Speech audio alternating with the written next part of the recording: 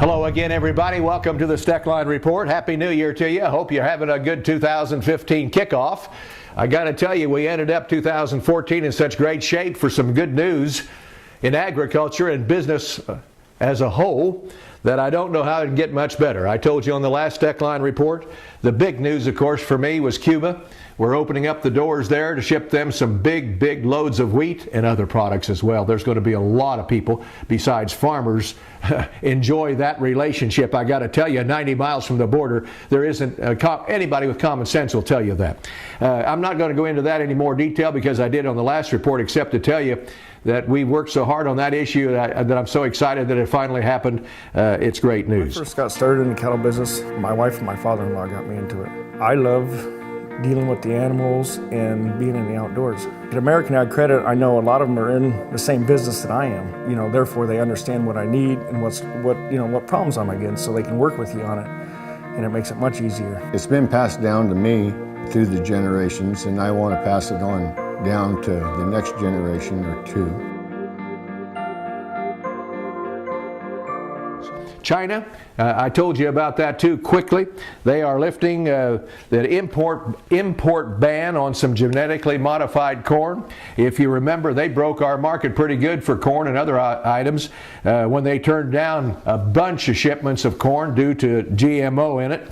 And of course, we're still looking at Syngenta for that. There's lawsuits over it. I don't know where that's going to go now that this maybe has been lifted, but at least China has bought 900,000 tons of corn-based grain from the U.S. already, and their Chinese people told our Secretary of Agriculture at a meeting in Chicago that they have approved lifting the ban on genetically modified variety of the crop of corn.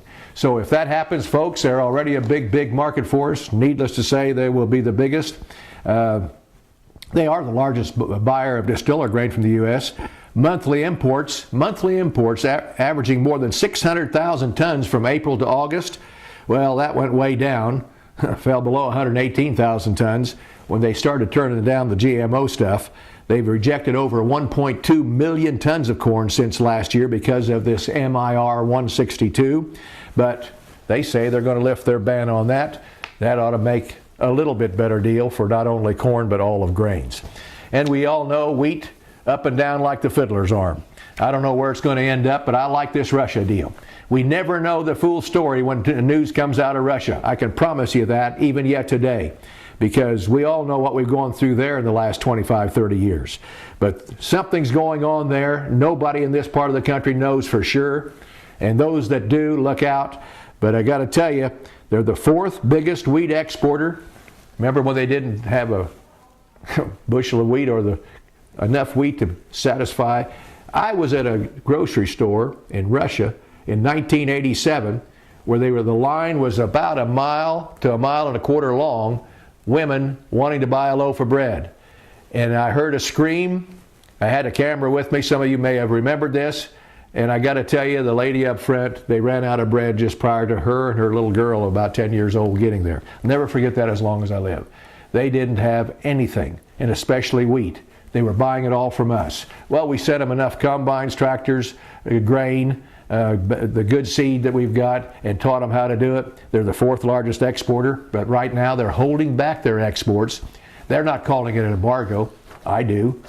They're not letting loose of it. So what do you call that? The embargo word scares a lot of people in the market and raises the prices. Well, their prices are being pushed up by their government because they don't want to sell anymore. They've got quite a bit in storage, so it's not a total disaster now, friends. I'm not telling you this. We're not going to have $12 wheat because of this. In fact, it may be a short-lived situation. I don't know. We just don't know. And I say we, I'm talking about everybody, except maybe the Minister of Agriculture there. Sure like to talk to him sometime. And of course, we passed 179, folks, giving anybody an opportunity who buys equipment, input costs in 2014. We'll have a deduction now of up to $500,000, but don't try it yet. In 2015, friends, we may not get that done.